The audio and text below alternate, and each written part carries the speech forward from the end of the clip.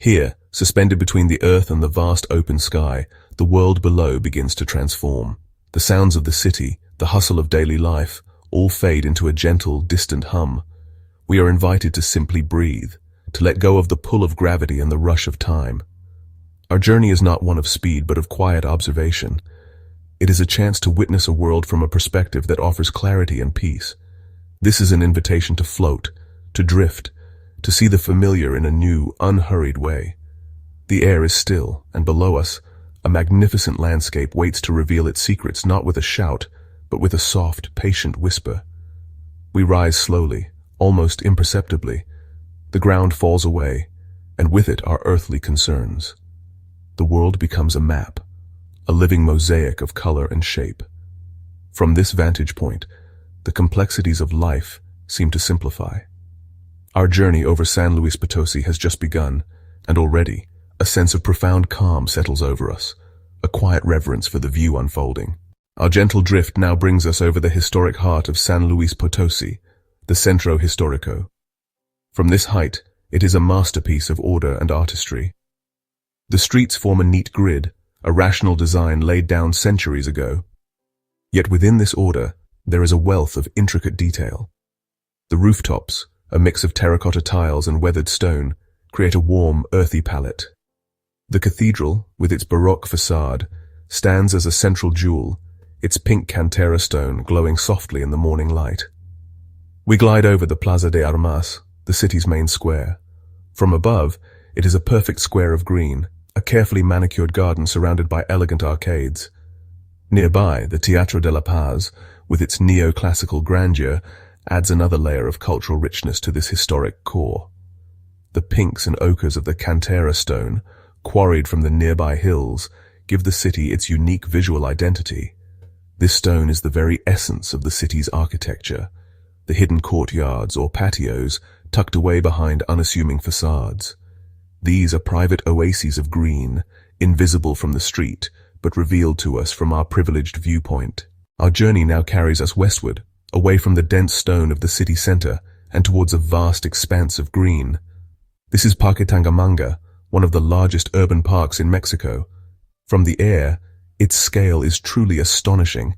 The park is a tapestry of different shades of green, from the deep dark tones of mature eucalyptus and pine trees to the bright fresh green of manicured lawns.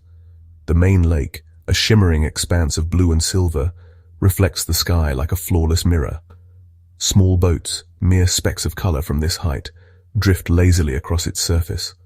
The paths wind and weave through the trees, inviting exploration and quiet contemplation. We can see families gathered for picnics, individuals jogging along the trails, and children playing in open fields. The park is a living entity, a place of recreation and rejuvenation.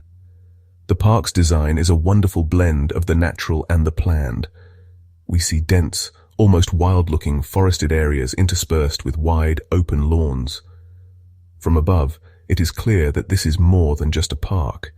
It is a comprehensive ecosystem, designed for the well-being of the city's inhabitants.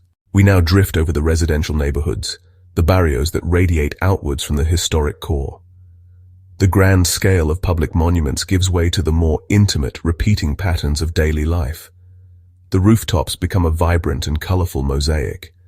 Hues of blue, green, yellow, and terracotta are painted across countless homes, each one a small expression of individuality. Water tanks, almost always blue or black, dot the rooftops like punctuation marks, creating a rhythmic, repeating pattern across the entire visual field. The layout of these neighborhoods tells a story of growth and community. We can trace the paths of children walking to school, the routes to the local market. From this altitude, we are struck by the sheer diversity of textures. Corrugated metal roofs shimmer in the sun, next to the matte finish of painted concrete and the earthy texture of traditional tile. Laundry lines, strung between buildings or across rooftops, add fluttering dashes of color and movement to the scene. These are the small, authentic details that make the city feel real and lived in. As we float on, we notice the community hubs that anchor these neighborhoods. A brightly painted schoolyard, a church with a modest bell tower, a bustling marketplace covered by a simple roof. Looking down on this intricate web of homes, streets, and public spaces, we are not seeing a collection of buildings. We are seeing a network of relationships, a vast and colorful tapestry woven from millions of individual human stories. Our aerial perspective now allows us to see beyond the immediate city and into the landscape that shaped its destiny. We turn our gaze towards the surrounding hills. We see the faint yet undeniable traces of old roads and pathways. These are the historic mining routes, the arteries that once pumped silver and gold from the mountains into the heart of the city. They are not grand highways, but subtle scars on the landscape, winding their way through the arid terrain. From above, their purpose and direction become clear. They connect the city to the ghost towns and old mine entrances that dot the nearby Sierra de San Miguelito. We can almost imagine the slow, steady processions of mules and men that once traversed these very routes. The city's opulent heart and these rugged, humble paths are two sides of the same coin. They are a physical reminder of the city's foundational identity as a great mining center. The landscape itself is stark and beautiful. The dry, scrubby vegetation clings to the rocky soil, painted in muted shades of sage green, dusty brown, and pale yellow. The old mining routes cut through this terrain with a quiet determination, following the path of least resistance, hugging the contours of the hills. Rather than appearing as a violent scar, these old routes seem to have been gently reabsorbed by nature. The edges have softened over time, the tracks overgrown in places. They are whispers from the past, not shouts.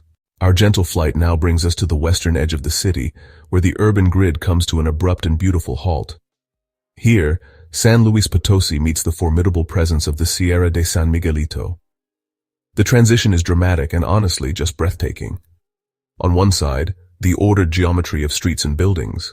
On the other, the wild, untamed chaos of nature. The mountains rise steeply from the valley floor, their rugged slopes and deep canyons creating a powerful protective wall around the city. The mountains are a study in texture and form. Their slopes are creased and folded, the result of immense geological forces acting over millennia. The morning sun catches the sharp ridges, throwing the deep ravines into dark shadow. This play of light and shadow creates a sense of immense depth and complexity. The vegetation here is different from the parks in the city. It is a resilient, native scrubland that paints the slopes in shades of grey-green and earthy brown. We can see how the newest developments of the city push up against the foothills of the Sierra. The outermost streets follow the contours of the land, their lines curving and bending in deference to the rising terrain. Floating here, on the cusp of these two worlds, we feel a unique sense of peace. The energy of the city is behind us, the timeless stillness of the mountains before us. It is a place of balance. From our elevated position, we can discern features in the landscape that are often invisible at ground level. We now turn our attention to the subtle, meandering lines that cut through the city and the surrounding valley. These are the arroyos, the dry riverbeds that only carry water during the brief but intense rainy season. For most of the year, they are ribbons of sand and stone, ghost rivers that trace the path of ancient waterways. We can see how the city has grown around and, in some cases, over them. Some of the city's main avenues, we now realize, follow the gentle curves of these old watercourses. They flow from the mountains, through the plains, and towards the lowest point of the valley. They are corridors of a different kind, not for people or cars, but for the potential flow of water. They are also corridors for hardy desert plants and small animals, thin strips of a more natural habitat that penetrate deep into the urban environment. Observing these arroyos, we are reminded of the cyclical nature of time. They speak of seasons, of long periods of dryness followed by brief moments of abundant life. They are the memory of water, etched into the landscape. Floating above them, we gain a deeper appreciation for the unseen forces and ancient patterns that lie just beneath the surface of the modern world. As our 10-minute journey nears its end, the sun continues its ascent, and the quality of the light begins to change. The world below is bathed in the warm, rich light of the golden hour. The pink cantera stone of the historic center now glows with an intense, fiery warmth. The greens of the parks become more vibrant, more saturated. The entire city seems to come alive, suffused with a gentle, golden energy. From our perch, we can see this light catching the highest points of the city. The domes of the churches, the tops of the tallest buildings, the ridges of the distant mountains. They all catch fire first, gleaming like beacons. Looking down, we see the city stirring. The golden light streams through the grid of streets, creating long corridors of brightness. The first movements of the day are beginning, but from this height, it all appears graceful and unhurried. We are witnessing the city at its most beautiful, in a fleeting moment of perfect harmony between light, landscape, and architecture. It is a painter's light, and the city below is its magnificent canvas. This golden glow fills us with a sense of hope and wonder. It highlights the beauty in both the grand and the mundane, from the majestic cathedral dome to a simple rooftop painted in a cheerful yellow.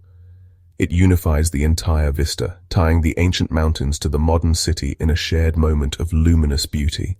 As we begin our gentle descent, this is the image we will carry with us. Our time in the sky is drawing to a close. We begin a slow, gentle descent, the world below gradually growing larger, its details becoming sharper and more distinct.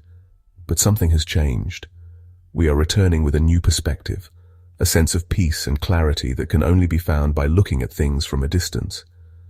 We have seen the beauty of order, the life-giving power of green spaces, the vibrant tapestry of community life. We have seen San Luis Potosi not as a collection of streets and buildings, but as a living, breathing entity full of history, life, and beauty. And we are reminded that sometimes all it takes to find a sense of peace is to rise above the noise, take a deep breath, and simply, quietly, watch the world unfold.